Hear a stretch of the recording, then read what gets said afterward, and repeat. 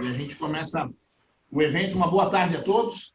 É uma alegria muito grande a gente começar aí o 14º bate-papo virtual. Eu sempre venho dizendo, essa iniciativa começou já no segundo semestre do ano passado e a gente iniciou de uma forma, eu falei antes do Ibradim, vou falar depois, eu conheci aqui a plataforma do Zoom pelo Ibradim, lá na Comissão de Direito Ambiental do Ibradim, a gente fazia as reuniões pela nossa comissão, que é a peculiaridade de ter pessoas em 10 estados diferentes, a gente já fazia a reunião pelo Zoom, e naquele momento era mais uma forma de a gente poder se encontrar. E aí, esse ano, quando a gente retomou e fez o 6º bate-papo, foi sobre o direito dos desastres. O Marcelo acabou de falar aí da questão lá de Mariana e Brumadinho. A gente, a partir desses eventos que eram inéditos no Brasil, né, começou a se estudar muito esse assunto. E mal sabíamos que a gente enfrentaria, talvez, aí o maior desastre do nosso tempo, que é essa situação toda trazida pela pandemia, e como enfrentar a pandemia e, especialmente, como vão ser os próximos passos do nosso país, da retomada da economia. Vem se tendo muitas, assim como nos próprios... hoje a gente teve a saída, né, do ministro da Saúde, já tem a nomeação do novo ministro, até por divergência de como conduzir. Hoje é muito difícil você ser categórico em qualquer coisa. E quando a gente começou a ter os bate-papos focados em setores da economia, tivemos um específico sobre mineração, sobre energia, sobre mercado imobiliário, sobre infraestrutura, sobre agronegócio, sobre energia, diversos desses setores. Duas coisas sempre acabaram aparecendo nesses debates e que nos levaram a marcar o debate anterior a esse e o de hoje. Exatamente a questão da judicialização, é algo que preocupa muito. A gente estava falando antes aqui de começar efetivamente a gravação e o nosso bate-papo sobre a questão das ações nos tribunais superiores, mas alguns dados que chamam a atenção, foi falado de Mariana e o acidente de Mariana gerou, somente na comarca de Governador Valadares, que é do lado, mais de 110 mil ações judiciais. Quer dizer, é uma questão que já prova que o próprio sistema judiciário não está preparado para lidar com uma situação dessa, uma enxurrada de ações. E já aproveito para saudar meu ilustre presidente do nosso setor de São Paulo, Basílio Jafé, que agora está conosco, que é um dos nossos expositores. Basílio, muito obrigado pela presença. E várias das lives, e é o que nós temos hoje, né? Lives, e Zoom e YouTube, mas várias das lives do Secov e do Ibradim vem falando muito dessa questão agora das locações. Foi impressionante que na primeira semana já de pandemia, muita gente disse: não vou pagar aluguel, não vou pagar prestação. Se isso desembocar no judiciário, não adianta ter lei dizendo, não pode ter liminar, porque alguma coisa vai acontecer. Se tudo isso desembocar no judiciário, a gente não vai ter certamente uma boa solução. Então, nos bate-papos específicos, foi muito referido à questão do contencioso, de como isso chegaria no Poder Judiciário, e em todos foi falado da importância das instituições. E aí veio a ideia da gente ter esse bate-papo para ouvir um pouco representante de algumas instituições que são extremamente representativas. E aí fizemos o convite, e eu fico muito confortável, porque são todos grandes amigos e pessoas às quais eu admiro e sempre que ouço aprendo. Então, eu queria agradecer de maneira muito especial a aceitação do convite do Basílio Jafé, que eu já disse, presidente do Secov de São Paulo, recém-empossado para o segundo mandato, com muitos desafios, né, Basílio? E de cara aí, o segundo mandato já pega essa crise toda. Que bom que o Secov, que depois acho que o Basílio pode falar um pouco mais, mas quem muitas vezes não sabe o tamanho e a relevância do Secov de São Paulo, a quantidade de associados e como consegue atuar. O Basílio vai contar um pouco para a gente. Quero agradecer muito a presença do meu querido amigo Olivar Vitali, vice-presidente, além de grande advogado e referência aí na área imobiliária, presidente do nosso Ibradim, que completa 2 anos hoje. É muito raro você ver um instituto que cresce de uma forma ordenada, orgânica, organizada. Em 2 anos aí tem quase 1.500 associados em praticamente todos os estados. Parabéns pelo trabalho, Olivar. Que o instituto continue aí, tenha vida longa e fazendo diferença como tem feito nesses 2 primeiros anos. Obrigado por aceitar o convite. Também sei que, assim como Basílio e todos os demais, a agenda é corrida. Quero agradecer muito ao meu presidente do FEMASE, Marcelo Moraes, uma figura ilustríssima. Acho que essa tua... Marcelo, sempre eu vejo esse ânimo e a tua... o teu pensamento para frente. Nesse momento é importante que as nossas lideranças tenham sempre esse otimismo. Marcelo, obrigado por aceitar o convite, e o Fórum do Meio Ambiente e Setor Elétrico, antes o Davi já brincava, nesse momento não pode faltar energia, né? E o Fórum congrega aí todas as áreas de geração, de distribuição, de todas as matrizes energéticas. Importante te ouvir também, meu caro, e ver como é que esse importante setor está lidando, enxergando e agindo nesse momento. Obrigado por aceitar o convite. Quero agradecer muito ao Davi. Bom tempo, a gente tem convivido aí muito nos últimos anos, falando muito das questões ambientais, notadamente da Lei Geral do Licenciamento. Davi, que é gerente executivo da área do meio ambiente e sustentabilidade da CNI. Tem pouca coisa, né, Davi, nessa área aí, junto à Confederação Nacional. Vou passar só um pouquinho, só as questões principais. Meu caro, obrigado aí, né, por todo o trabalho que a CNI tem feito, por ter aceitado o convite e comentar um pouco. Eu que agradeço.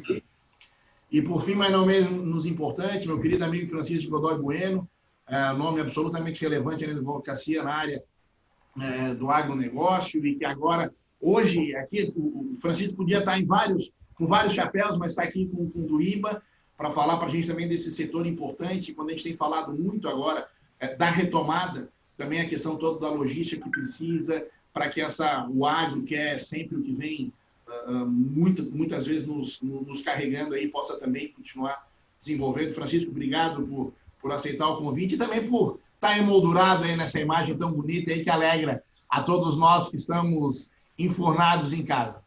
Meus caros, vocês, então, é um prazer participar desse evento com tanta gente bacana e de primeiríssima qualidade. Já tive o prazer de estar com o Basílio essa semana num evento do Secov e com certeza vai ser um ótimo bate-papo. Meus caros, a sistemática que a gente sempre adota é uma primeira rodada onde os expositores falam aí algo na casa dos 10, 12 minutos. A questão da internet tem esse dinamismo, né? A gente está aprendendo também com isso, é diferente dos eventos presenciais, que a pessoa sai de casa para assistir, que a maioria, especialmente está em casa. Então, a gente tem essa rodada inicial, bastante livre para ser falado, e depois com as considerações finais de cada um dos expositores. Os participantes podem fazer perguntas, a gente tem um chat, essa tem sido a sistemática. Se o expositor já vê a pergunta e quiser se referir a ela, ou se quiser fazer isso depois, na fala final, fica muito à vontade. E eu, de início, estou aqui para ouvir os expositores, não a mim, então eu passo a palavra de início ao querido presidente, amigo Basílio Jafé, para fazer a sua fala, meu caro. Mais uma vez agradecendo a sua presença conosco. Muito obrigado, Marcos. Boa tarde, boa noite a todos. Bacana interagir com vocês todos. É algo que nós estamos, como você muito bem colocou, aprendendo a fazer. E isso que você está proporcionando, seja essa diversidade de segmentos conversando entre si, mais do que nunca hoje é necessário nesse novo mundo, nessa nova realidade com a qual a gente está aprendendo a conviver. Realidade essa que está mudando uma série de parâmetros e paradigmas, e, queiramos ou não, nós vamos ter que nos habituar que não existe outra alternativa. O Francisco, realmente já estivemos juntos essa semana, o Olivar, amigo do dia a dia, o Marcos sempre conosco, Davi, não o conheço pessoalmente, e Marcelo, mas vocês estão sempre, o nome de vocês está sempre na boca do Marcos quando conversamos, porque a gente faz uma enorme força para tocar para frente o licenciamento ambiental junto com vocês. Vocês podem imaginar isso. Essa é uma das nossas prioridades, temos nos manifestado bastante, inclusive na imprensa, fizemos páginas de manifestos em favor do licenciamento ambiental, porque é um tema fundamental para o Brasil entrar numa era mais moderna. E na era contemporânea, na era pragmática que a gente precisa para tocar esse país. Não é possível a gente continuar sem esse projeto ser aprovado e na insegurança jurídica que a gente vive em função disso. Mas isso vocês vão falar muito melhor que eu. Só digo a você, Davi, que nós somos sofredores, muito sofredores desse tema. Com as incorporações, com os loteamentos, é uma barbaridade o número de problemas judiciais que nós temos, por vezes se arrastam por 2, 3, 5 anos, até se chegar à conclusão, puxa vida, olha, eu entrei com a ação, lamento, errei, vocês estavam com tudo certo. E 5 anos depois, quem paga o prejuízo? Então, Isto é um dos temas principais que a gente deve continuar tocando, mesmo nesse tempo que nós estamos vivendo hoje. Então, por favor, conte sempre com o nosso apoio das entidades do mercado imobiliário. A SRB está super em cima disso, o Francisco provavelmente vai falar alguma palavra a respeito, mas é talvez um dos temas mais vitais para a gente ter um Brasil que funcione. Mas eu queria me deter nos meus 5, 7 minutos nos casuísmos que estão acontecendo em função dessa nova situação. As pessoas estão aproveitando o meio político e a opinião pública estão se aproveitando para tentar impor casuísmos e populismos que o Marcos muito bem colocou, atrapalham a ordenação jurídica do nosso país e vão causar, se nós não conseguirmos organizar e acabar com os excessos que estão sendo propostos, vamos ter problemas que vão durar pelos próximos anos e, efetivamente, vamos ter uma diminuição de investimento, diminuição de geração de emprego, que vão se somar a todos os problemas financeiros que nós temos. Vamos enfrentar anos difíceis de qualquer maneira, acho que todo mundo pode ter certeza, todo mundo já tem consciência disso. Estamos falando já num déficit esse ano, de um número imaginável, 400, 500, agora há pouco o presidente Bolsonaro falou em 600 bilhões de déficit. É algo absolutamente inimaginável, coloca o país numa situação onde ficamos com a pulga atrás da orelha se o governo vai conseguir rolar essa dívida. Então, é uma situação que tem que ser tomada com muita cautela. E como o setor público não está se posicionando, não está querendo dar a sua dose de sacrifício, ninguém fala em redução de salários, dos altos salários, redução de mordomias, redução de penduricários, contribuição da Câmara, do Senado, de quem quer que seja, para minorar essa situação. Podemos esperar que a conta vá recair em cima de nós, cidadãos. Essa talvez seja a maior preocupação. Entre essas contas, apenas citando para vocês, pois se for o caso eu posso tentar detalhar, uma delas é o Fundo de Garantia, é algo vital. Tem que ficar muito claro que o Fundo de Garantia não é um dinheiro do governo, é um dinheiro dos trabalhadores. A maioria de nós aqui possivelmente tenha saldo no Fundo de Garantia, esse dinheiro é nosso. Esse dinheiro simplesmente não pode ser utilizado como o governo imagina, ou como o Congresso imagina, a bel prazer, saca para isso, usa para aquilo, cobre não sei o quê. Esse patrimônio tem que ser utilizado com muito cuidado e muito discernimento, principalmente nesses tempos que nós estamos vivendo. Tem que se fazer alguns casos excepcionais? Ok, faz parte, mas não a ponto de quebrar o fundo, que aí a conta vai ser muito maior. E, em virtude dos saques efetuados o ano passado e no governo Temer, foram 2 já, o balanço do Fundo de Garantia já superou, já acabou com todos os coeficientes de segurança que existiam. Agora, saques adicionais vão ter consequências sérias. E pode ser que aquilo que sempre ocorreu, que nós sabemos que o nosso dinheiro está lá, comece a entrar em risco. Então, temos que estar atento a isso. Os outros problemas, existe uma tentativa muito forte de tributação sobre dividendos, que é algo, à primeira vista, puxa vida, tem que ser feito, as empresas têm que colaborar, quem recebe dividendos tem que colaborar, mas vamos pensar que nós já temos uma carga tributária altíssima, uma das maiores do planeta. Essa carga já incide em todas as empresas. Essas empresas ainda conseguem, ter lucro e vão distribuir esse lucro a seus acionistas.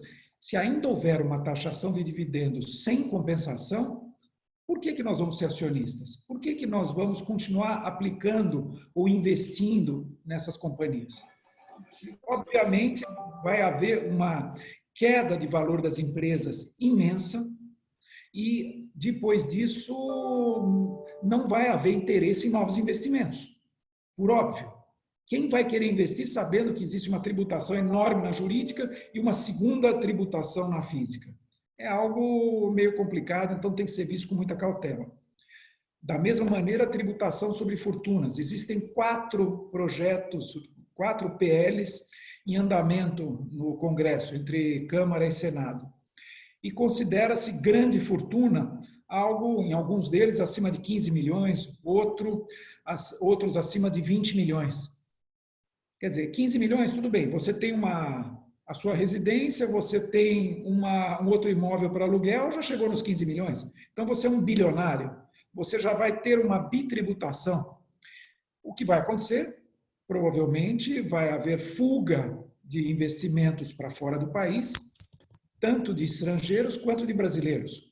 E vai ocorrer aquilo que a Receita Federal e o governo levaram anos para coibir, que é o famoso Caixa 2, a falta de veracidade nas informações. Será que nós vamos voltar a esse estado de coisas? Será que é isso que o Brasil precisa nesse momento? Além de, evidentemente, ser algo completamente estapafúrdio, essa bitributação.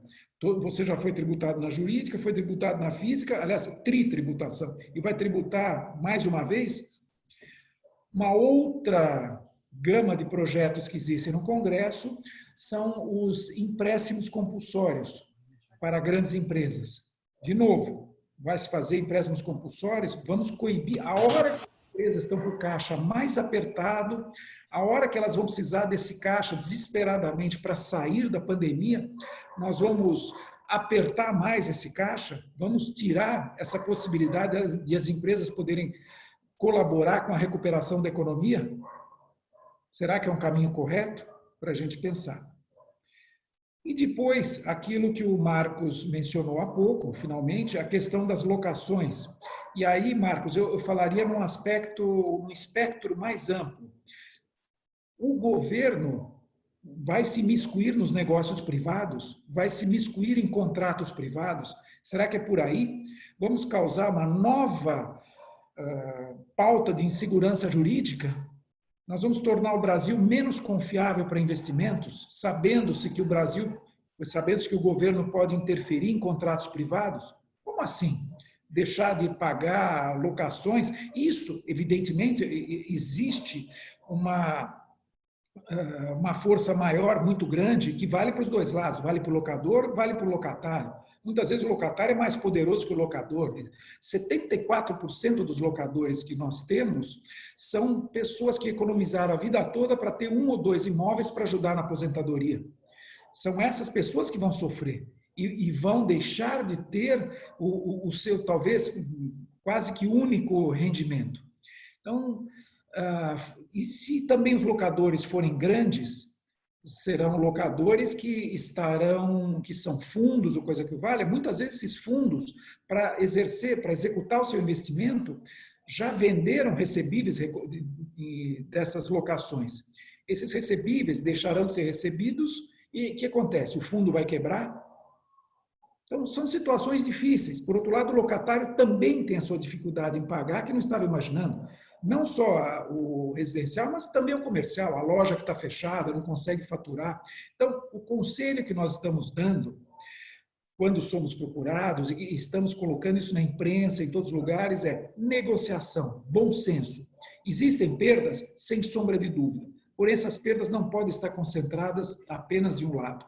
Tem que estar divididas entre os dois lados. Então, locadores, locatários e signatários de contratos privados em geral têm que sentar, conversar e chegar a um termo de equilíbrio onde as perdas possam ser divididas de parte a parte. E também entender que essas perdas não são para o resto do contrato, são por um período curto e determinado, enquanto nós estivermos nessa situação de confinamento, de proibição de diversos tipos de atividade comercial. Isso, às vezes, as pessoas se esquecem e temos que lembrar. Fizemos uma live na segunda-feira, o diretor da Fundação Procon, o secretário de Estado, o Fernando Capês e eu. E o Capês deixou isso muito claro. Se o Procon for consultado e instado a opinar, o Procon vai dizer: vamos cumprir contratos. Este é o nosso objetivo. E vamos negociar. Nós não vamos deixar ninguém se aproveitar, ninguém ter um enriquecimento indevido numa situação como essa. Mas, Marcos, já me alonguei mais do que deveria, foi só para colocar a bola em jogo, são uma série de pepinos, mas estamos aqui, Marcos. Vamos lá, muito obrigado novamente pelo convite. A gente que agradece a sua presença e a sua fala.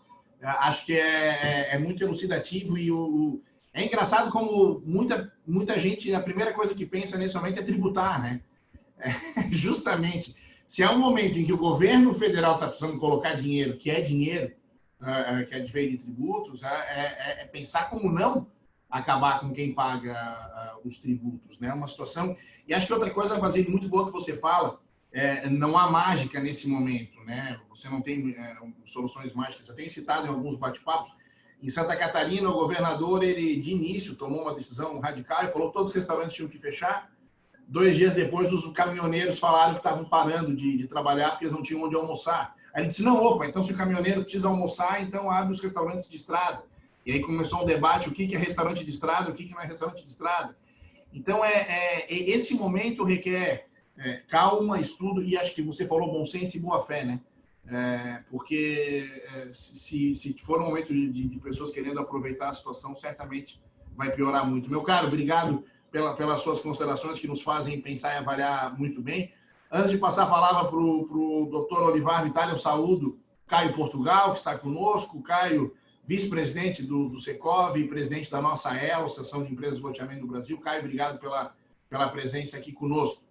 Olivar, com você a palavra, meu caro, para falar um pouquinho aí de... Tem vários viés que você pode falar aí pelo nosso instituto. Te agradeço mais uma vez a aceitação do convite. A palavra está com você pelo prazo combinado, meu caro. Bom, eu queria agradecer o convite novamente, falar que é um prazer estar aqui. Eu sou um fã do Marcos Sais, além de amigo, tenho orgulho de ser amigo dele, eu sou fã. Conheci o Marcos no ambiente do Secov do meu presidente Basílio Jafé.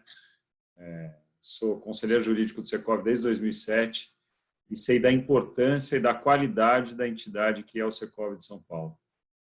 O Secov de São Paulo tem muitos e muitos associados. Eu sou associado, pessoa física do Secov, além de lá me dedicar como conselheiro. E é impressionante a quantidade de informação que nós recebemos do Secov e a força que o Secov tem como entidade de classe. Então, só tenho a elogiar, e aí na pessoa do meu presidente Basílio e do Caio também, que aqui está, que é vice-presidente de loteamento e presidente da ELO, Caio Portugal. Aos demais que aqui são convidados, como eu, um prazer conhecê-los, alguns deles eu não conheço.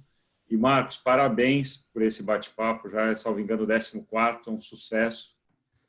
Toda vez que eu posso, eu assisto e só engrandece aí mais a nossa situação atual. Então, falando aí rapidamente, porque não temos muito tempo, tem bastante gente para falar, sobre essa situação de pandemia de Covid-19.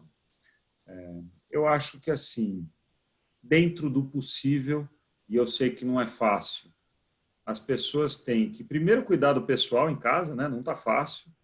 Está todo mundo tendo que cuidar da sua família sem auxílio de terceiros, de prestadores de serviço, nós sabemos isso. Muitos de nós são prestadores de serviço e estão ou perdendo contratos e renovações de contratos, ou não recebendo em contratos já firmados. Então, primeiro, cuidar da situação em casa, que não é fácil.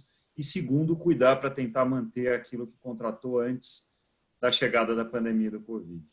Eu tenho muito receio de uma situação de aproveitamento, de aproveitadores da pandemia e de não se honrar contrato quando se pode honrar contrato. E aí, como advogado que sou, como a grande maioria aqui, posso afirmar que a lei não protege quem não quer cumprir o que contratou por conta de uma pandemia como essa, seja ou não, caso fortuito de força maior, como acho que ninguém vai negar que porque a imprevisibilidade é absoluta e a não possibilidade de cumprimento da obrigação muitas vezes acontece. Mas isso não é genérico. Eu mesmo tive a oportunidade de conversar hoje com o meu amigo que aqui está presente, que é o Caio Portugal, por outros motivos, e ele comentou que ele está trabalhando loucamente, que as obras de infraestrutura continuam entre os loteadoras, e nós sabemos que as obras de construção civil continuam pelas construtoras de infraestrutura, e os contratos devem ser cumpridos. Então, esse é o primeiro recado. Segundo recado, na minha opinião, né, sempre só uma opinião, eu acho que é um momento de reflexão e um momento de dedicação. Tudo que pudermos fazer de início, e aí eu estou falando de novas combinações e novas contratações, abrindo um pouco mão do objetivo óbvio de todos que vivemos no mundo capitalista, que é ganhar dinheiro e se sustentar, é possibilitar troca de conhecimento, troca de experiência, de ensinamento, e eu acho que aí entra um pouco a minha figura, essa vestimenta que eu estou aqui nessa live, que é de presidente do Instituto, que é o Ibradim. O que nós estamos fazendo? Assim como outras grandes entidades, nós simplesmente liberamos a totalidade do conteúdo presente no site para não associados também.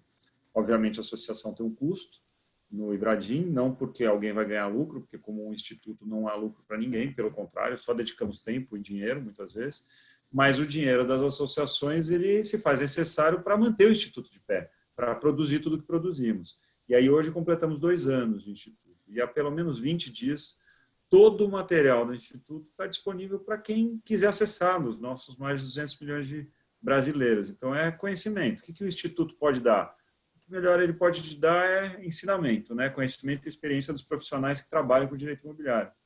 Além disso, o Instituto também, todas as novas associações nesse período de Covid, a remuneração ou o valor da associação é diretamente revertido para combate da pobreza, da fome, da falta de recursos por conta da pandemia. É o que a gente consegue fazer. E aí é o pouco, eu sei que é pouco, mas se cada um fizer o seu pouco, como sempre fala, é um chavão, mas é verdade, nós conseguimos passar por essa fase que é inusitada, que é imprevista, que é extraordinária, espero eu seja passageira e breve, sofrendo um pouco menos. Eu tenho um contato, ainda bem, por conta principalmente da minha profissão, com pessoas que fazem e movem o Brasil. E essas pessoas, eu tenho visto, têm contribuído e muito para que passamos por esse momento com um sofrimento menor do que poderíamos passar. E o sofrimento ele é meio inevitável, obviamente. Ninguém escolheria ficar preso em casa e ninguém escolheria ter que ir para o hospital e ter que se sujeitar a um tratamento tão drástico como alguns, especialmente os com mais idade, têm que passar. Então, eu acho que esse é o principal, Marcos. Como aí, representando a entidade, eu acho que o principal é essa solidariedade, essa dedicação e essa troca de conhecimento. O nosso maior ativo, não tenho dúvida, é a experiência de vida que nós trazemos. E essa experiência, não falo só por mim, falo provavelmente por a grande maioria que aqui está, ela tem dentro do possível que ser compartilhada e nesse momento de forma dedicada e gratuita. Eu acho que nos meus 6 a 7 minutos, principalmente o que eu queria falar é isso, e estou à disposição aí para a gente continuar o debate. Muito obrigado e parabéns. Olivar, meu caro, obrigado. Eu acho que uma coisa, como você ressalta, muito importante, e é nesse momento, e como o Instituto estuda esse assunto, teve uma participação muito importante ali no projeto de lei 1179, né? Mandando inúmeras sugestões ali para que algumas, pelo menos na minha opinião, que não sou especialista na área imobiliária, mas algumas aberrações ali pudessem ter sido corrigidas.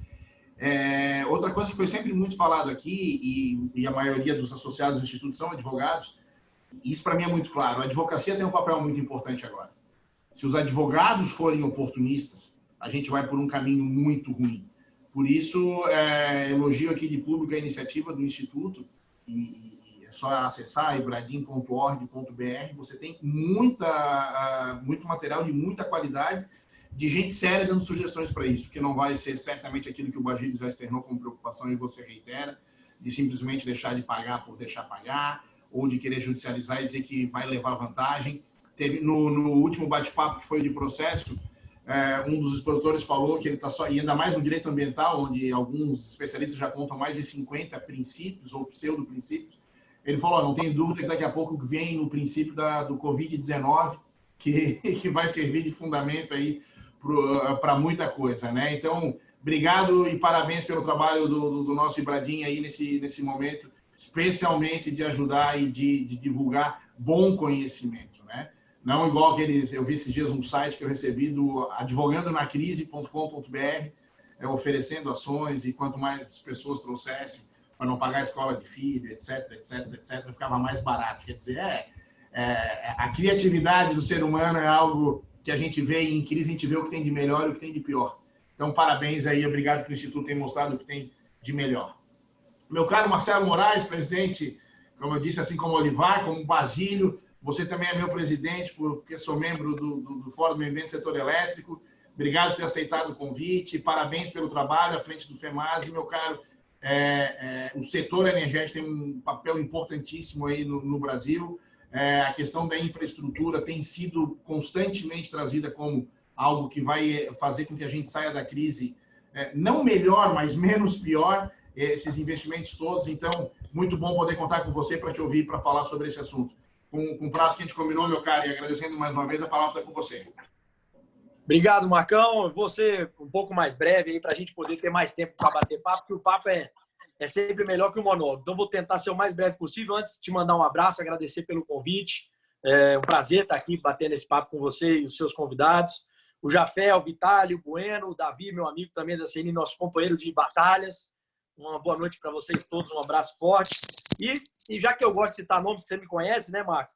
Só dar um alô, porque tem bastante gente do setor elétrico acompanhando a gente. Então, o Ricardo Zogby, a Júlia Sagaz, a Belkis, a Mariana Lima, o Enio, a Gleise, a Pilar, a Aparecida e outros aí que talvez eu não tenha citado, mas estão nos acompanhando aí nessa noite de hoje. Bom, o setor elétrico, o Fórum de Meio Ambiente do Setor Elétrico Brasileiro, o FEMASE, a entidade a qual eu estou presidindo nesse mandato. Aliás, Marcos, só uma curiosidade, essa crise mexeu com os meus sentimentos ideológicos mais profundos, porque a nossa Assembleia para a eleição do novo presidente aconteceria no dia 26 de março, e por não podermos fazer a Assembleia fisicamente, a gente teve que postergar isso. Então, o mandato foi postergado por 90 dias, até 90 dias, né, ou o fim da pandemia, ou dos efeitos mais fortes da pandemia. Então, eu estou presidente aqui via canetaço e estou gostando desse negócio, viu? Então, meu espírito Chaves aqui bateu e ficou. Mas eu espero que acabe logo para que a gente possa voltar aos tempos normais. Mas, então, o FEMASE, ele é uma entidade que congrega 19 associações do setor elétrico brasileiro, como o Marcos falou, nos 5 segmentos: geração, transmissão, distribuição, comercialização e consumo.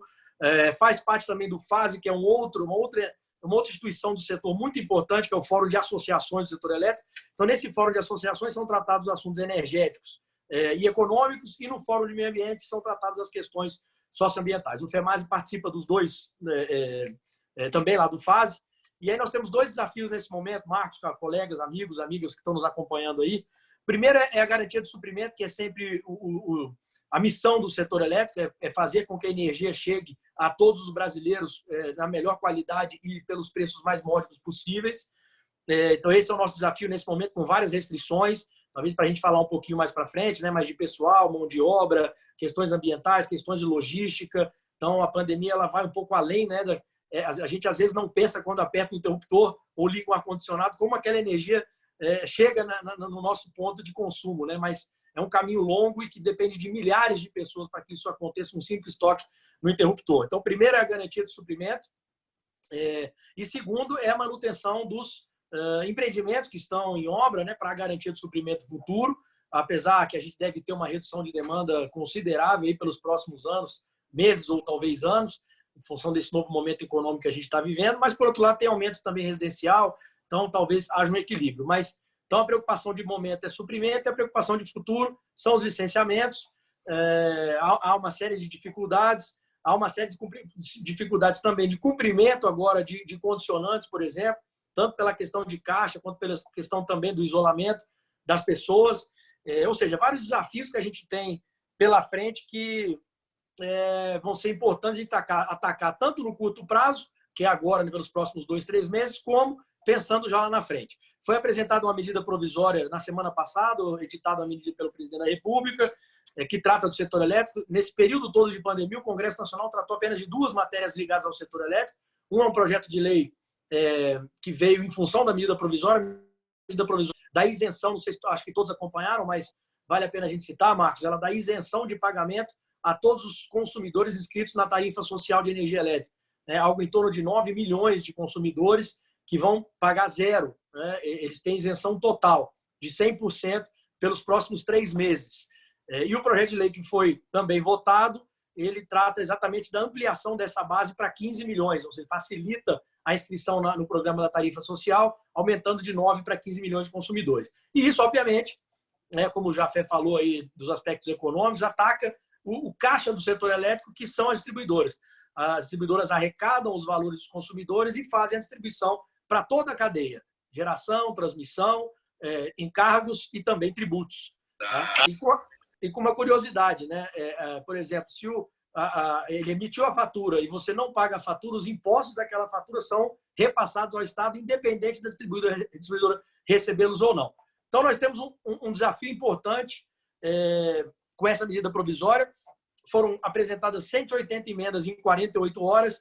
Também, aí vai no que o Vitali falou, né? Aquele espírito agora, acho que vale um espírito muito mais de grupo, da gente pensar no coletivo, do que pensamentos individuais e que não tenham relação direta com os efeitos da pandemia, mas a gente vai ter que lidar com isso. E lá dentro dessas 180 tem várias emendas que não pensam exatamente nesse momento da coletividade que a gente tem que pensar agora. Então, são desafios importantes que o setor está passando. É um setor essencial, né? O decreto 10.282 indicou o setor elétrico, obviamente, como um dos essenciais para funcionamento, e a gente espera que a gente consiga honrar a nossa missão, que é levar energia a todos os brasileiros, principalmente no momento de crise como que a gente está vivendo agora.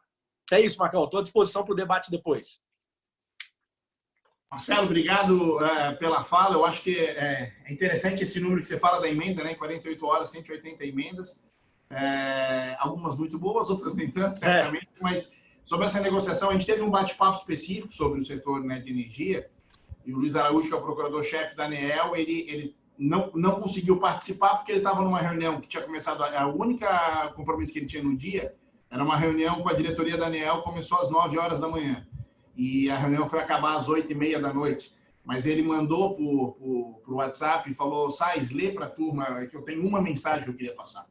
Que é justamente essa questão de você conversar e tentar consensuar, que é isso que a agência estava fazendo nesse momento, para não penalizar ninguém da cadeia, além do que todos estão sendo penalizados. Acho que essa, levando para a questão imobiliária, levando para a questão das indústrias, levando para a questão do agro, todos vão perder, né? Nesse momento, quem pensa que não vai perder nada, no primeiro momento o funcionalismo público falou muito, não, vamos ficar em casa, e o Rio Grande do Sul, o governador já anunciou, não tem como pagar salário.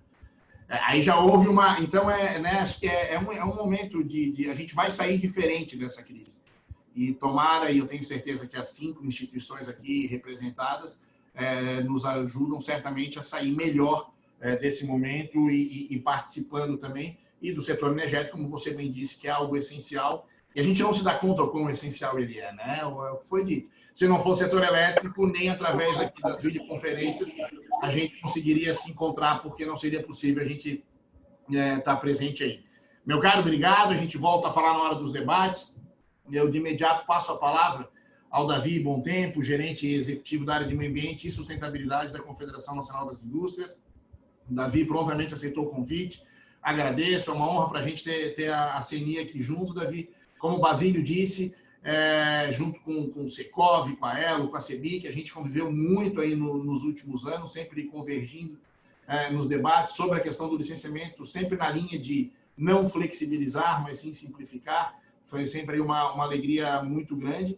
E nesse momento a gente vê a CNI aí trabalhando intensamente. Quando eu conversei com você, você disse, qual é a linha que quer que fale, porque a gente tem muita coisa aí para falar. Então, eu agradeço que você aceitou, meu caro, e fique à vontade aí para dividir conosco um pouquinho aí também do que a Confederação tem feito nesse momento. A palavra, meu caro.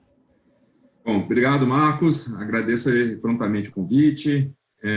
Agradeço também aí a presença do meu amigo Marcelo. O Marcelo tem até uma sugestão aí para você e para o Marcos.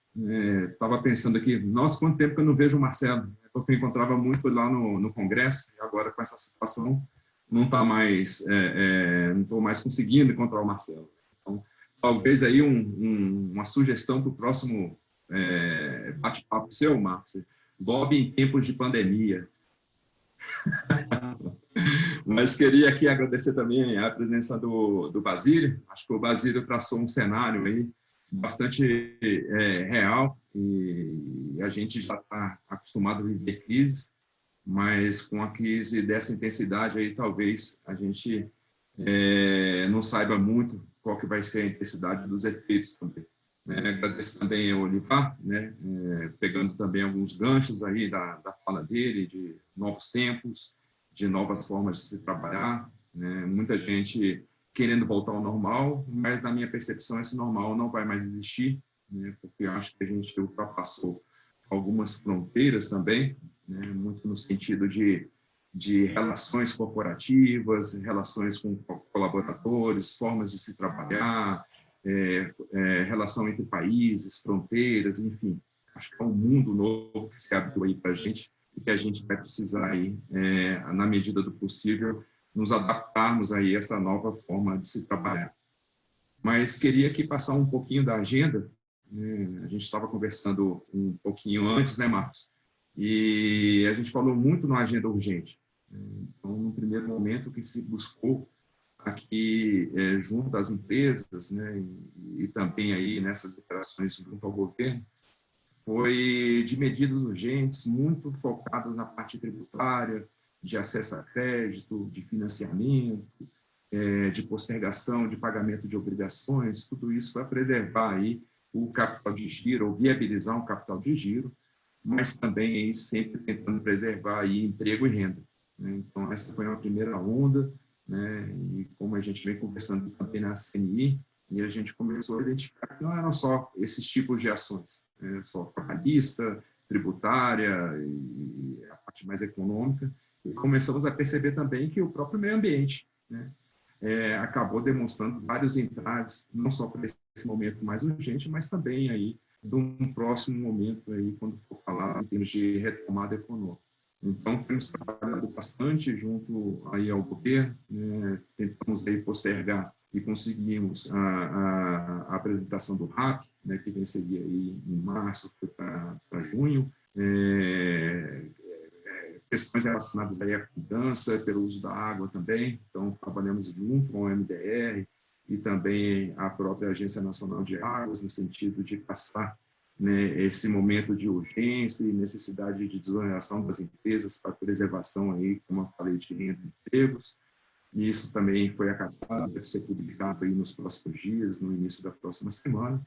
E aí alguns exemplos, né, de ações mais urgentes relacionadas aí à parte ambiental. Mas o que a gente tem percebido também é que a agenda, né, que a gente já vem trabalhando há bastante tempo já na CNI, ela continua acontecendo, né? Hoje teve uma informação de uma aliança europeia, né, que irá direcionar os investimentos culposos para ações que contemplem a parte climática e também de perda de biodiversidade. Então, é uma agenda que a gente sempre entendeu que ela veio para ficar. É claro que, nesse momento agora, ela é tratada de forma complementar, mas a gente sabe que, passando essa crise, né, essas questões aí vão continuar sendo elencadas no sentido de trazer a importância da sustentabilidade do meio ambiente para uma agenda mais global. Então, a parte do licenciamento ambiental já foi bastante citada aqui, é uma agenda bastante antiga da CNI, se não me engano, a gente já trabalha desde 2012. Tivemos alguns avanços, como a Lei Complementar 140, né, e algumas evoluções de legislação dentro dos estados. O Marcos cita um número que sempre me chamou muita atenção, a quantidade de atos normativos que dizem respeito aí à parte do licenciamento ambiental. Se não me engano, o Marcos fala em torno de 50, acho que tem gente falando mais de 70 mil normas, né? Então é um emaranhado de normas que fica difícil você trabalhar e ter qualquer tipo de segurança jurídica e acaba por deteriorar aí o ambiente de negócio. Mas o que a gente busca aí em termos de licenciamento é, como ele colocou, não flexibilizar, mas sim a gente trazer um mínimo de racionalidade, modernidade e também de simplificação. Então, acho que esses são os três pilares que a gente vem trabalhando no texto do licenciamento ambiental. Temos evoluindo bastante, acho que nunca tivemos tão perto, né? Então, temos aí uma interlocução boa com o setor produtivo, com o governo e também com a Câmara dos Deputados, que nesse momento, né, depois deve passar para o Senado. Mas é uma agenda que é bastante importante para a gente e é uma agenda que sempre teve na prioridade, inclusive está também aí na pauta mínima. Nesse momento de pandemia, agendas como o do licenciamento, do saneamento, acho que ficam bastante evidentes, principalmente aí também, não vou falar só do licenciamento, mas o saneamento ambiental é bastante importante, né? Então, também é uma agenda que temos trabalhado bastante, porque o Brasil hoje tem indicadores que não refletem, né, o posicionamento econômico do país no contexto mundial. Então, hoje temos aí 37% da população sem acesso de água tratada, metade sem coleta de esgoto, 150 milhões sem tratamento desse esgoto. Então, é uma questão que a gente precisa evoluir bastante, principalmente quando a gente fala de investimento. Hoje estamos aí investindo na casa de 12, 13 bilhões por ano e deveríamos estar na casa dos 22, 23. Então, nesse ritmo, a gente só vai conseguir universalizar por volta de 2060. Então, bastante longe e muito distante também para a meta do passado, 2030, se não me engano. Mas são duas agendas bastante aí importantes para o setor industrial e para a população como um todo, até porque quando a gente fala de saneamento, a gente não diz respeito só à indústria, mas é uma questão também de saúde pública, de meio ambiente, de valorização imobiliária também. Então, é uma agenda bastante transversal que sempre teve aí no nosso radar e continuamos trabalhando aí também dentro do Congresso Nacional. Fora isso, tem uma agenda ampla também, que a gente nunca deixou de tratar, né, e ela continua acontecendo, principalmente quando a gente fala no uso dos recursos naturais, muito com a agenda de economia circular, e até pensei agora num programa que o Senai vem desenvolvendo agora para combater a pandemia, no sentido de consertar, né, de manutenção dos respiradores. Isso vai aí em linha com um dos princípios de economia circular, que é a parte de manutenção, de você projetar os produtos, né, já pensando na manutenção lá na frente, também na reciclagem. Essa agenda também de reciclagem, como eu falei agora, bastante importante, porque sem reciclagem você não tem aí logística reversa e fica difícil de cumprir, né, o que está estabelecido no Plano Nacional de Resíduos Sólidos. Então, também trabalhamos dentro do Congresso no sentido de acabar com a acumulatividade, porque todos sabem, hoje o reciclado é muito mais caro que a matéria-prima virgem. Então, essa também é aí uma agenda prioritária para a CNI, na parte de resíduos, de recursos hídricos, a questão do reuso, principalmente ali para junto com o saneamento da segurança hídrica, a água tem bastante escasso, e principalmente em regiões com uma densidade populacional bastante elevada, a parte de biodiversidade, né, que vemos passando aí por uma evolução muito grande, principalmente quando a gente considera a aprovação da lei de 2015, o decreto de 2016, temos agora alguns encaminhamentos de melhoria regulatória via CEGEM, mas também precisamos encaminhar algumas questões mais internacionais para inserir o Brasil nas discussões como o Protocolo de Nagoya. Esse assunto também estamos trabalhando dentro do Congresso de forma a ratificar esse protocolo. A parte de concessões florestais seria um dos caminhos para que se reduzisse o desmatamento ilegal. Então, é uma agenda bastante ampla, sem contar a parte climática, né? Principalmente quando a gente olha para a implementação e financiamento das NDCs e também aí da discussão que gira em torno da precificação de carbono, se seria melhor um modelo com taxa, de mercado, um modelo mais aí que contemplasse essas duas questões. Então, são discussões bastante quentes, discussões que envolvem interesses comerciais também, discussões que trazem a importância da indústria nesse novo contexto mundial. E eu acho que tentei passar aqui um pouco, né, da agenda que a gente vem trabalhando, é uma agenda bastante ampla, mas fico aí à disposição, não quero me alongar bastante, mas fico à disposição para que a gente possa aí debater mais à frente. Obrigado, Marcos. Maravilha, Davi, obrigado. Eu acho que quando a gente ouve falar, né, você brincou até do começo ali do como fazer lobby online, à distância, achar coisa desde 2015 eu venho tendo um trabalho institucional junto a diversas entidades e todos vocês aqui a gente se conheceu nesse tipo de trabalho e eu aprendi a admirar e respeitar muito quem trabalha com lobby junto ao Congresso para melhorar as leis. O pessoal que é formado em direito é muito acostumado a criticar a lei, né? E quando você vê os comentários, enfim, mas pouquíssimas pessoas se preocupam em ajudar a fazer uma legislação melhor. E essa a gente falava no início, o Francisco comentando, o Beni fez uma provocação ali sobre a questão de julgamentos. Pouquíssimas entidades também acabam ajudando o Poder Judiciário, que é o papel do amicus curiae, o amigo da corte, aquele que vem para ajudar no julgamento. E me alegra demais ver aqui representantes de entidades que têm feito isso muito. Aprendi muito com vocês nesse sentido. E muitas vezes desanima, né? Porque você está na 18ª versão de um projeto de lei, ou há todos os acordos feitos para que aquilo seja votado, e acontece coisas absolutamente estapafúrdias e que são imprevisíveis, e aquilo acaba saindo da pauta. Mas eu acho que, acima de tudo, e você, Davi, deixou muito claro, assim, ó, o trabalho tem continuado. A gente tem trabalhado até mais. Eu até brinquei em alguns bate-papos, eu estou louco para que acabe essa quarentena para voltar a trabalhar menos, porque a gente está trabalhando mais que trabalhava, não tem mais horário.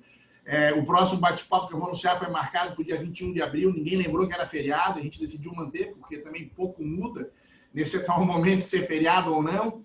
E então é a pauta do que já vinha sendo feito e também agora nesse momento atuando desse jeito, né? Você falou muito das leis. Esse número de 70 mil normas ambientais foi levantado pela Secretaria do Meio Ambiente do PPI, né? A Rose trouxe isso no levantamento que eles contrataram, absolutamente impraticável trabalhar com a questão ambiental com essa quantidade de normas. Mas quando você fala das reformas, e aqui o nosso bate-papo foi adiado de terça para hoje, porque o grupo Reformar para Mudar estava participando de uma reunião importante, né, Basílio? E acho que essa é uma grande questão, assim, que eu acho que a gente nunca deve perder de vista. Nós estamos no momento de reformas do nosso país. Algumas foram feitas e outras não foram feitas, dentre essas o marco legal do licenciamento ambiental. Nós vamos sair dessa crise, mas certamente sairíamos menos chamuscados se todas as reformas já tivessem sido feitas. E me parece que para quem está aqui hoje tira tempo para conversar, aquilo que o Olivar disse de ajudar a sair desse momento, que a gente tenha muita vontade de, assim que as coisas normalizarem, de trabalhar muito para que essas reformas importantes sejam feitas. Elas eram necessárias e agora, depois de tudo isso que está acontecendo, todas as ajudas necessárias e o dinheiro que vai ser posto na rua, elas não são mais só importantes, elas são cruciais. Mas, Davi, parabéns pelo trabalho que a CNI faz, por congregar tantas entidades, né, Marcelo? A gente, na questão ambiental, sempre, com o CEBIC, o Secov-Ela e o FEMAS sempre junto, no próprio COEMAS e trabalhando. Parabéns, obrigado, meu caro, e que o dia a dia continue sendo muito proveitoso aí. Conte sempre conosco nesse guarda-chuva da CNI. Meu caro Francisco, quando começou o bate-papo, a vista atrás de você, né, Olivar, era muito mais bonita.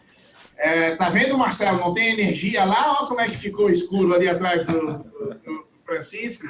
Mas, meu cara, quero te agradecer. Como já na apresentação falei da tua atuação, és uma referência nesse setor. Está hoje aqui com um chapéu aí da indústria brasileira das árvores, assim como muita gente fala da questão da energia. Quando a gente falou da mineração, teve um cara que brincou, a última coisa que você ganha na vida é uma pedra, né, que é a sua lápide.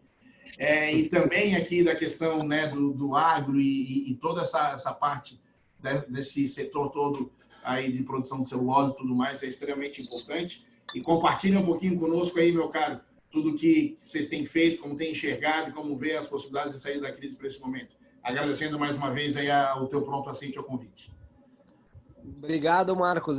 Foi muito bom ter ouvido todos aí falando um pouco das suas percepções, muitas convergentes com as nossas, mas a nossa ideia era nesse bate-papo, trazer um pouco mesmo o que nós temos feito lá junto com a área de relações governamentais da IBA. A gente já atende, o nosso escritório já atua como na assessoria jurídica da indústria brasileira de árvores já há quase 10 anos e realmente nunca trabalhamos tanto como nesse período, né?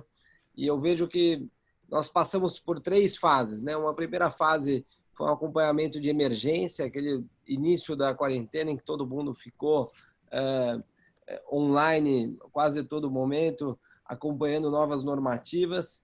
A gente fez um acompanhamento tanto em nível municipal, estadual e federal, e chegamos a um limite de 167 normativas acompanhadas em vários estágios, né? A Vitória Belódia, que é da nossa equipe, está aí no call, nos ajudou muito nesse rastreamento e a gente viu como o Brasil, na verdade, estava perdido do ponto de vista institucional e mal organizado, como ele demorou para se organizar, né? Então, nós chegamos a uma segunda fase de medidas paliativas, né? Que lá na IBA foi muito forte a questão do suporte social, né? é público isso, que várias associadas nossas, nós fizemos um movimento setorial para ajudar nas principais necessidades, né? A Suzano e a Klabin importaram respiradores, várias indústrias começaram a produzir a questão das máscaras e outros produtos de saúde, se adaptando às suas indústrias, mesmo a adaptação das práticas de trabalho e mesmo algumas adequações regulatórias. E, nesse sentido, a gente vê como é difícil, como os problemas são intrincados, né? Hoje mesmo, nós participamos de uma discussão importante, aí o Fabrício Soller, que é o nosso advogado especialista em resíduos sólidos, acompanha diversas batalhas conosco, aí lá no Mato Grosso do Sul, especialmente, que temos o problema da logística reversa, e que era as empresas de papel e de embalagem, especialmente, foram reconhecidas como atividades essenciais, mas começaram a ter problemas de suprimento da sua matéria-prima, porque a matéria-prima é matéria-prima reciclável e houve uma paralisação do sistema de coleta de recicláveis, né? Tanto por parte das cooperativas de catadores, como por parte dos próprios catadores. Então, toda a cadeia industrial essencial começou a ter problema. E então, essas medidas que começaram a surgir, acho que o Basílio foi muito feliz em falar do casuísmo que começou a se gerar, começam a trazer à luz como é difícil a gente lidar numa situação em que você começa a pensar soluções para problemas imaginados. E nisso, né, acho que o papel das instituições vem muito aí em ajudar na interlocução governamental, da tomada de decisão, né? O presidente da IBA é o Paulo Artung, é um político experiente, foi governador várias vezes do Espírito Santo, foi senador, foi prefeito, foi deputado, e tem trabalhado ativamente em todos os níveis, né, municipal, estadual e federal, sempre com essa preocupação de tentar trazer um pouco, né, lógico, a visão do setor, mas a preocupação de tentar não deixar que a decisão seja cooptada por esse oportunismo que surgiu, tanto do lado privado, evidentemente, dos contratos, dos próprios advogados, que nós já falamos, a questão política e a questão corporativa, né, que tem se espraiado nessas diversas questões que nós já falamos aí, tanto dos contratos, a questão da tributação é muito importante, e por aí vai.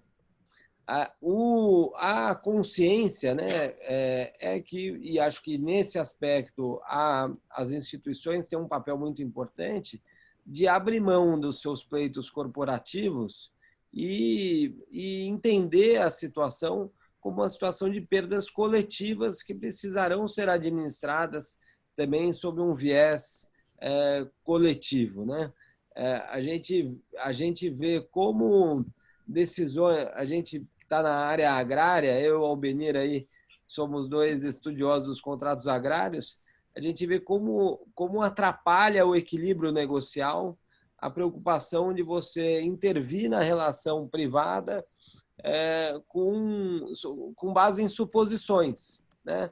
Eu acho que o momento, mais do que tudo, alguém falou que é um momento de negociação, de você ter um clima negocial amistoso, de boa-fé, de tal.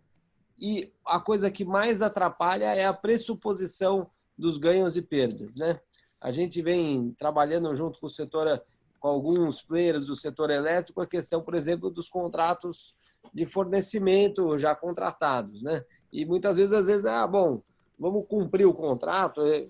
Lógico que nós todos defendemos cumprir, mas numa situação de perdas coletivas da magnitude que nós estamos vivendo, nós precisamos ter uma visão também de administração coletiva dessas perdas.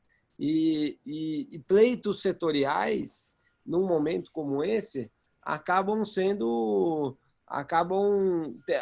que as instituições têm que tomar cuidado para não se cooptar com as próprios interesses corporativos, né? Acho que essa é a grande dificuldade do equilíbrio de nós que temos um papel institucional de ajudar esse diálogo, sermos fomentadores desse diálogo, mais do que defensores de interesses num momento como esse.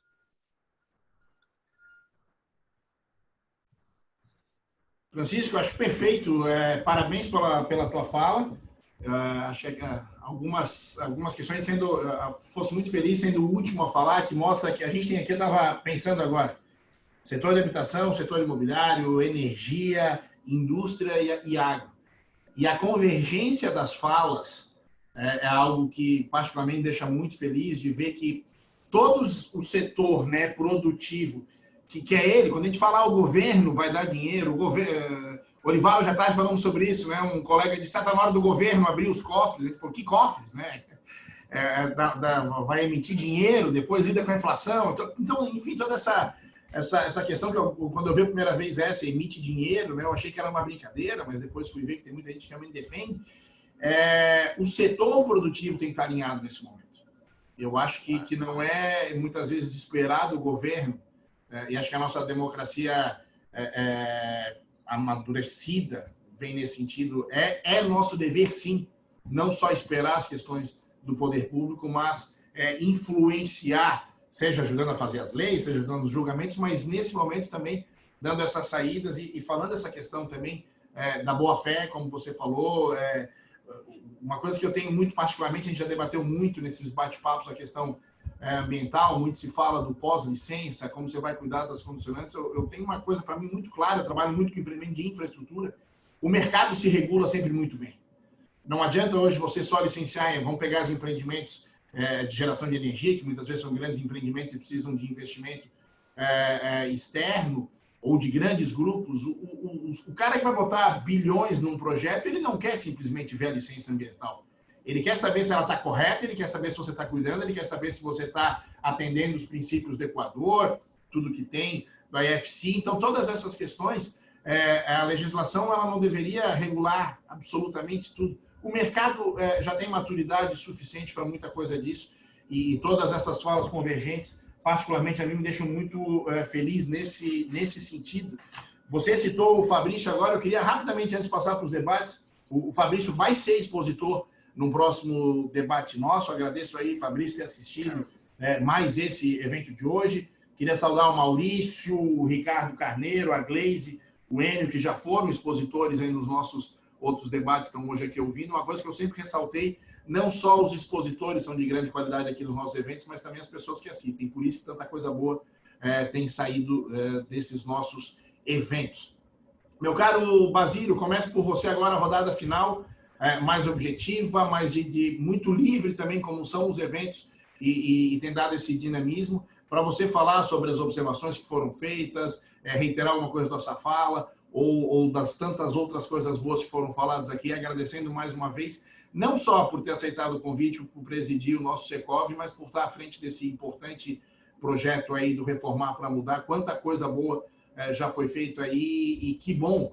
Eu elogiei a Rose e depois o Jonatas, que é o diretor de licenciamento do IBAMA, que participaram de outros eventos aqui conosco. Eu disse como é bom, e hoje temos o Enio aqui, como o Marcelo ainda ressaltou no começo, na superintendência do IBAMA de Minas, como é bom ter gente boa no poder público.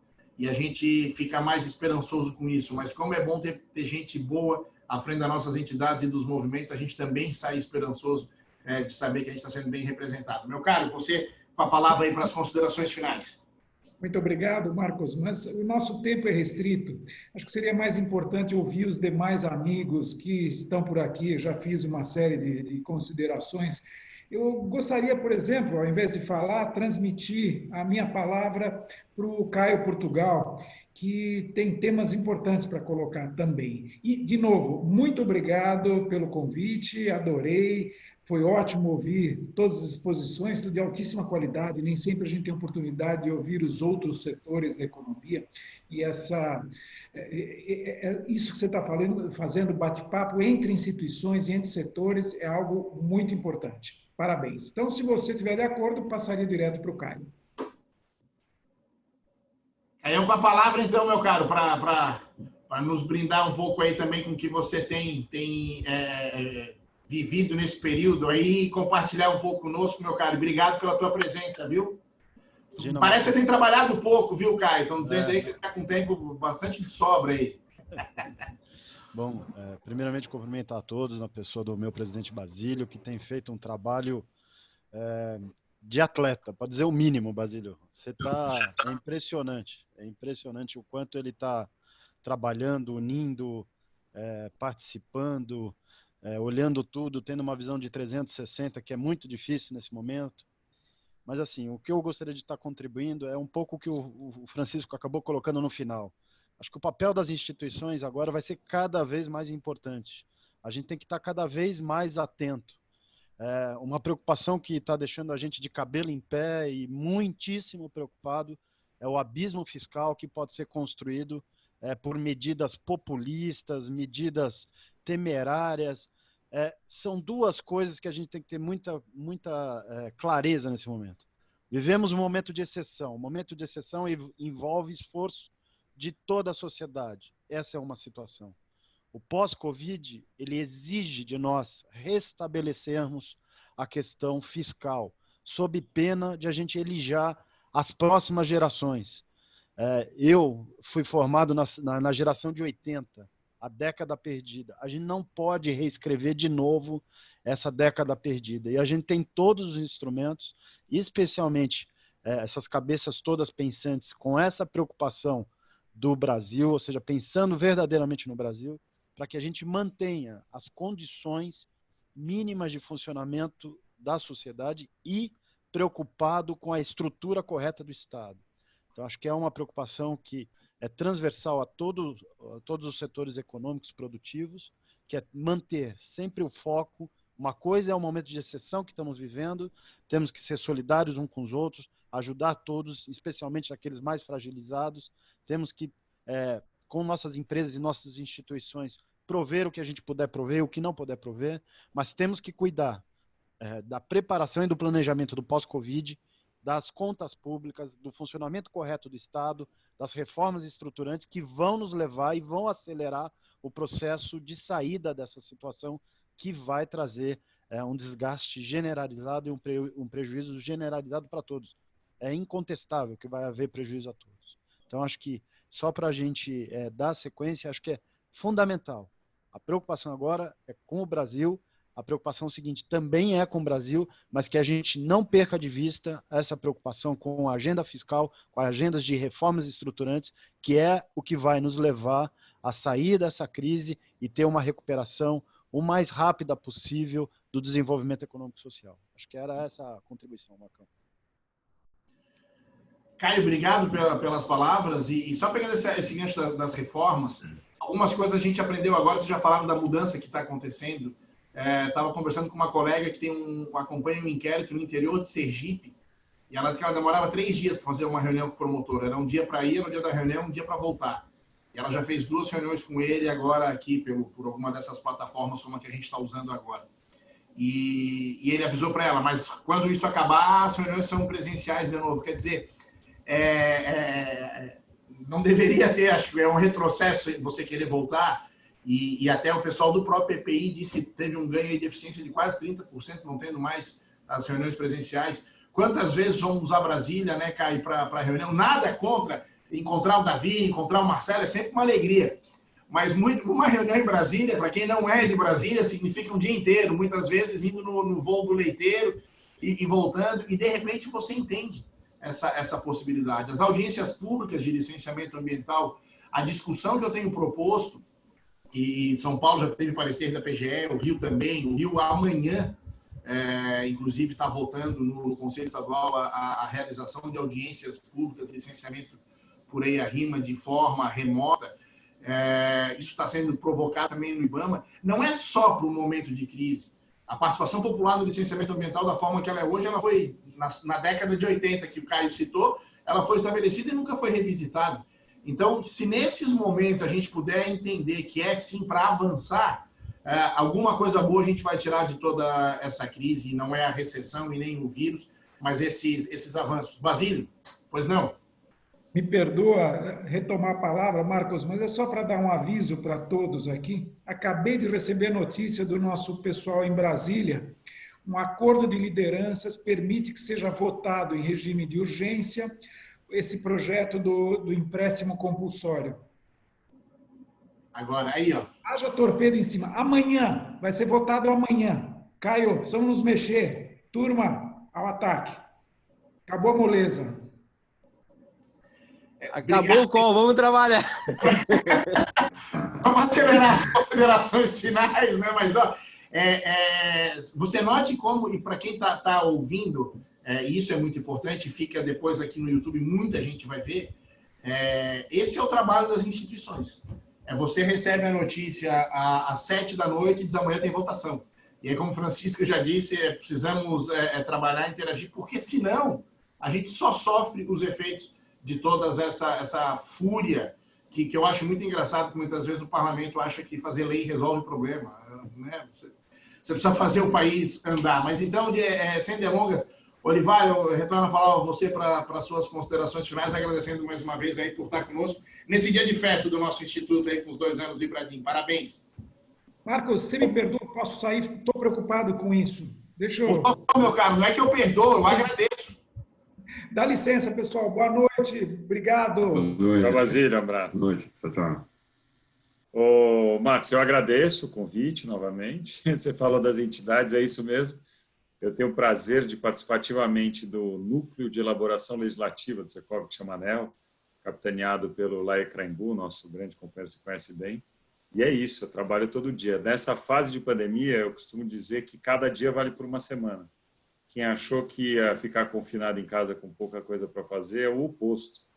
Nós trabalhamos muito mais do que quando está em pandemia. E a quantidade de informação e a troca dessa informação é muito forte, muito rápida. Brasília, né, o Legislativo, o Executivo, estão trabalhando muito, muita coisa acontecendo na esfera trabalhista, tributária, civil. Isso aí que o Basílio acabou de trazer é muito forte.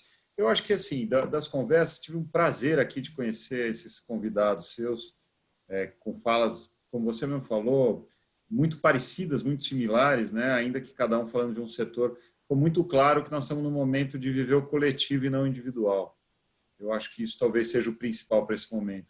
Muita serenidade, muita calma, porque aquela máxima, né, do mercado financeiro, quando todo mundo quebra, ninguém quebra, pode gerar medo, pode gerar a ideia de que as obrigações não precisam ser cumpridas. Nós sabemos que é o oposto disso. Nesse momento, acabo de ver a Mariângela aqui, minha amiga, que eu não tinha notado, porque ela estava sem o vídeo, só com o nome. Grande companheira também de luta, dedicadíssima ao loteamento, né? E eu acho que é isso que nós temos que ter em mente, né? Muita calma, serenidade, cumprir o que foi contratado e pensar sempre no coletivo. É um momento de transição. A gente pode falar, por exemplo, o que está na moda agora e que eu acho que é importante, a quantidade de documentos eletrônicos que nós vamos passar a ter. Você usou o exemplo das reuniões via digital, via online.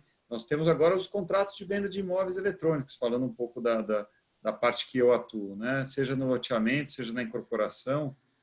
A quantidade de documentação que a lei, o provimento, né, do Conselho Nacional de Justiça chama de nato digital, ele só vai aumentar. Nós temos regulamentos que são, entre aspas, temporários. Os provimentos do Conselho Nacional da Justiça, eles nascem com os dizeres de que eles são temporários durante a pandemia, mas eu tenho a crença de que isso não volta.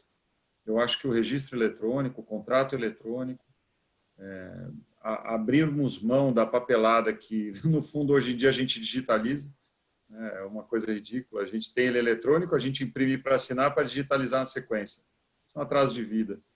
Como tudo que acontece, mesmo contra a nossa escolha, você tem que tirar o lado bom.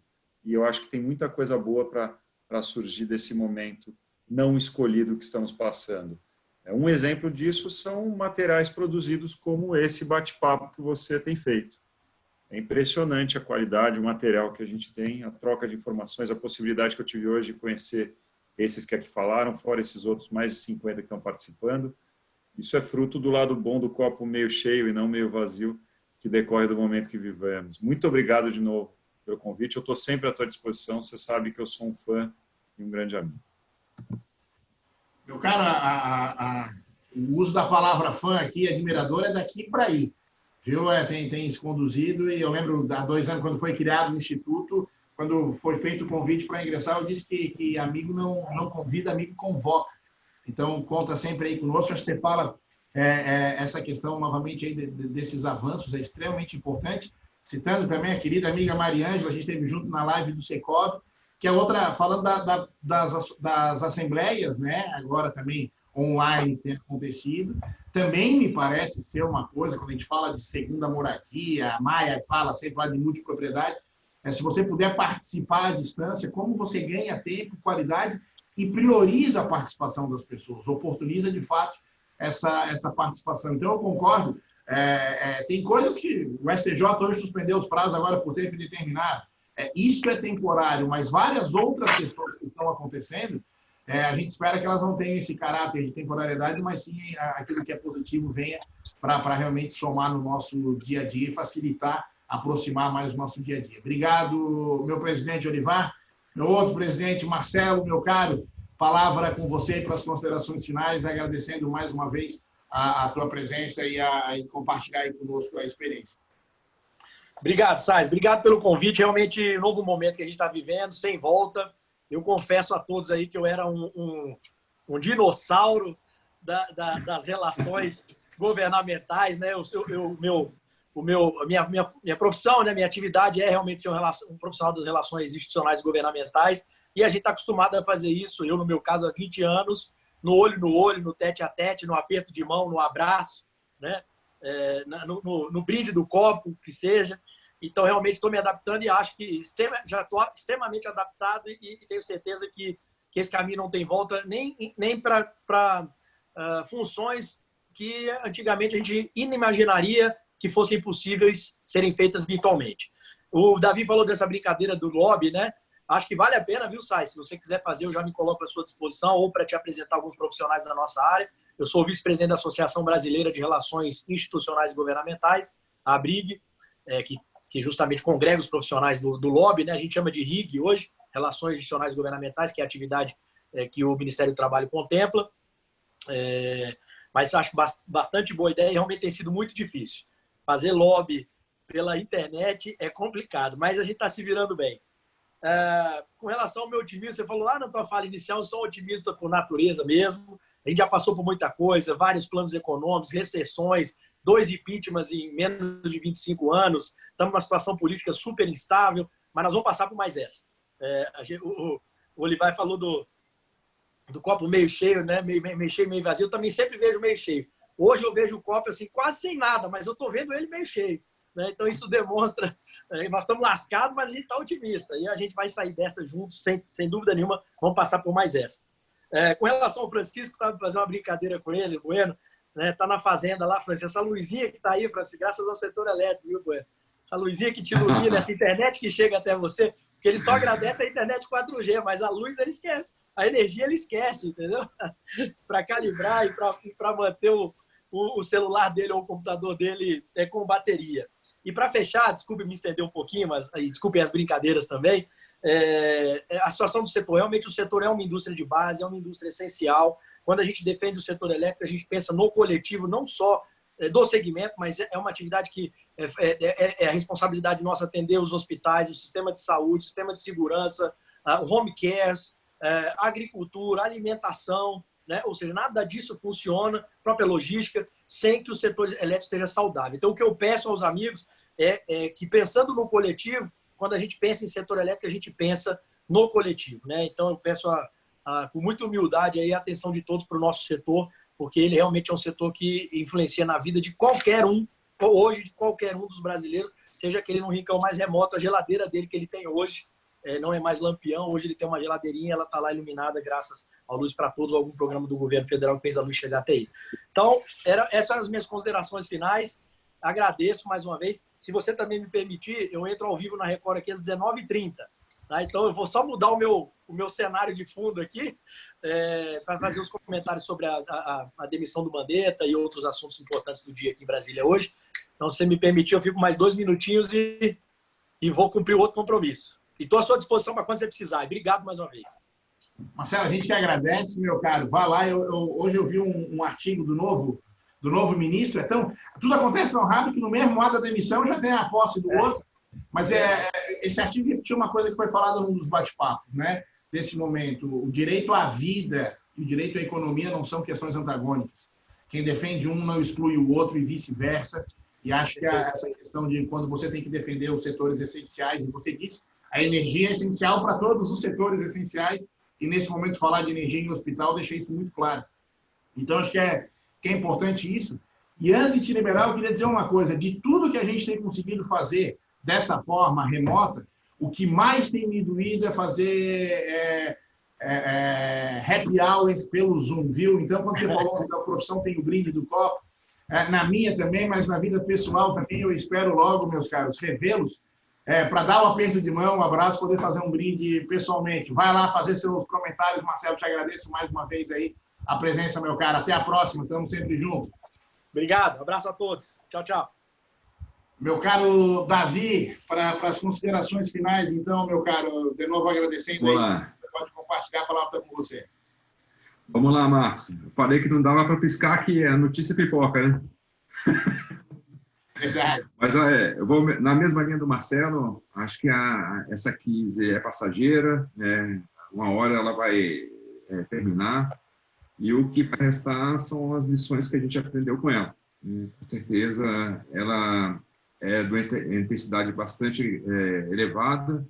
É uma crise que é rara e, quando ela acontece, ela causa aí um grande impacto. Assim, o estrago é grande. Mas também tem um lado bom, né? Se é que tem um lado bom da crise, mas ela começa a expor também onde que, né, no caso do Brasil, precisamos melhorar.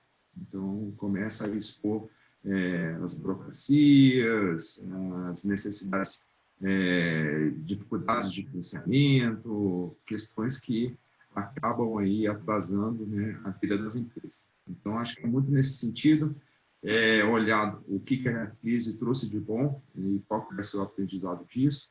Muito se falou aqui também do licenciamento ambiental, mas o licenciamento é apenas um instrumento. A gente está fazendo aí um comparativo com países do G7 e a gente começa a perceber que a parte do planejamento também é bastante importante. Então, hoje a energia está mais canalizada para o instrumento de licenciamento ambiental, mas a parte de planejamento, a avaliação ambiental estratégica está um pouco aí esquecida e, na minha percepção, é uma parte bastante importante aí dessa parte ambiental. Então, é isso que eu queria deixar de mensagem. Agradeço mais uma vez o convite, conte sempre com a CNI e boa noite a todos. Meu caro, obrigado. Eu acho que quando o Basílio avisa, né, da votação de amanhã, confirma a fala que você tinha dito realmente, e por isso os dias estão sendo, eu gostei, Olivar, cada dia é uma semana, realmente, o tempo tem sido, também isso mudou, né, essa noção de tempo, de horário de trabalho, de horário de marcar reuniões, eu consigo de reuniões e calls intermináveis, e um entrando no outro mostra isso, mas é novamente a forma de a gente reaprender a viver nesse momento. Mas, Davi, obrigado mais uma vez, parabéns pelo trabalho que vocês têm feito, meu caro. Francisco, já tem energia também na Fazenda? Se você tiver aí as considerações finais, agradecendo mais uma vez, não só a tua presença aqui, cara, mas todo esse trabalho que tem sido feito aí, parabenizando e nesse desafio também, como você disse, a quantidade exorbitante de coisas para acompanhar, também para esse setor imprescindível para a gente. Com você, meu caro.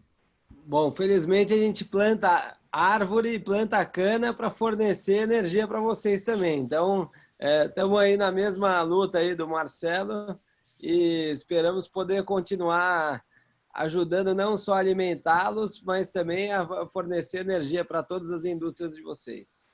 Mas eu acho que esse anúncio do Basílio foi importante, né?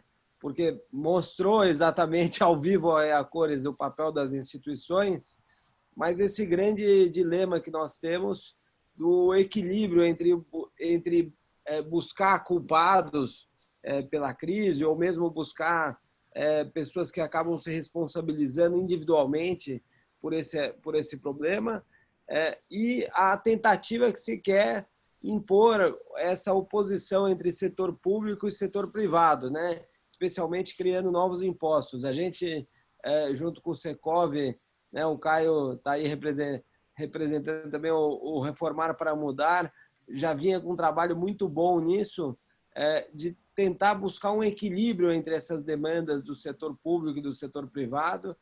Tem esse tema do licenciamento que alguém falou, que é muito importante, que está na mesma dinâmica dessa busca de um reequilíbrio da sociedade brasileira, né?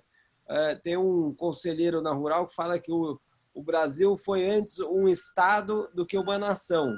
E o que nós estamos buscando agora é retomarmos nosso papel como nação para poder reconstruir o Estado.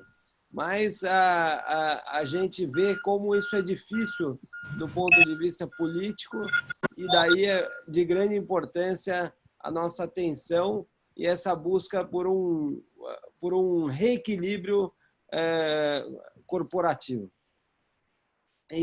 Mas eu queria agradecer aí, acho que foram grandes reflexões, e que a gente possa poder continuar cooperando e contribuindo, remando para o mesmo lado. Acho que são muitas iniciativas que mostram a vitalidade das instituições e de como o setor privado hoje está cada vez mais atuante e procurando cooperar para construir esse novo Estado que nós precisamos. Meu caro, muito obrigado pela tua fala. Tenho certeza disso. Acho que essa questão do público e privado, nesse momento, também é uma grande chance dessa aproximação e de ajudarmos uns aos outros aí. Isso é muito importante, pegando a tua primeira fala também, essa questão do equilíbrio, né, da ponderação. Meus caros, eu só tenho a agradecer uma noite. Eu acho que quando a gente tira tempo assim, esse excesso de trabalho, eu sempre digo também, quando você não para pensar, você vai emburrecendo, né? O dia a dia acaba sendo muito complicado com todos e brutal até, e quando a gente consegue tirar esses tempos assim para pensar, para ouvir, para conversar e ouvir fala de pessoas diferenciadas, como mais uma vez aqui o caso dos expositores hoje, é sempre muito legal, muito importante, muito bom. Eu quero dizer que no dia 21, já avisei, é feriado, ninguém tem nada para fazer. Todos estão convidados, a gente vai ter o 15º bate-papo, voltando a falar sobre os impactos na questão ambiental, no direito ambiental. A gente vai ter conosco a Margarete Bilhalva, que é advogada, vice-presidente da UBA, trabalha na Petrobras, tem vivido muito essa questão do atual momento. A Gláucia Savim, que é advogada, presidente da Comissão de Direito Ambiental da OAB de São Paulo, tem também por esse trabalho junto à OAB, minha colega de conselho da Fiesp de Meio Ambiente, o João Emanuel Cordeiro, um querido amigo, advogado, professor de Direito Ambiental, a Flávia Marquezine, que é procuradora do município de Vitória, professora de Direito Ambiental, advogada, e o Maurício Couto, que é presidente da Comissão Estadual de Controle Ambiental no Rio de Janeiro, tem esta comissão acima do INEA, que é quem delibera sobre as licenças, e, como eu disse, amanhã vão deliberar sobre a questão das audiências públicas à distância. O Maurício topou estar conosco para contar um pouco disso. No dia 21, terça-feira, das 18 às 19h30, a gente volta a falar sobre a questão do direito ambiental, também, de novo, focado sempre um pouco aí na questão da pandemia, dessa participação à distância e de como as empresas também têm lidado com isso na parte ambiental. O vídeo do debate de hoje, do bate-papo de hoje, vai estar no YouTube já amanhã, e também os apontamentos no portal direitoambiental.com. Agradeço mais uma vez sempre ao Albenir, incansável em divulgar conhecimento. Se algum dos nossos expositores quiser colocar no papel 1, 2, 3 folhas, nada muito alentado, mas se quiser colocar essas suas ideias que foram trazidas aqui, a gente publica no portal, que tem esse papel de divulgar conhecimento e boas iniciativas. E aí também a partir de amanhã, no sábado, estarão os apontamentos no portal. Eu agradeço mais uma vez a todos os expositores e também conclamo a todos aí para trabalhar, porque amanhã tem votação importante. Então a gente tem que participar, trabalhar e continuar nos encontrando. E reforço a todos os que aceitaram meu convite para estar, que eu faço questão de, assim que for possível, acabar esse isolamento social, de a gente fazer o happy hour presencial e não pelo Zoom. Meus caros, um grande abraço a todos, uma boa noite, até a próxima. Obrigado, Marcos. Até mais. Obrigado, boa noite. Até Um mais. abraço. Um abraço Obrigado, aí, boa foi um noite. prazer. Um prazer, Um obrigado. abraço, Albenir. Parabéns pelo filhinho aí. Valeu. Já outra coisa, né? As crianças têm participado muito ativamente. O Olivar com os gêmeos ali também. O que as crianças têm ouvido falar de direito, dessa pandemia, é uma loucura. Verdade. Até mais, gente. Tchau, grande a todos, abraço. Até mais. Obrigado. Tchau, tchau. Tchau.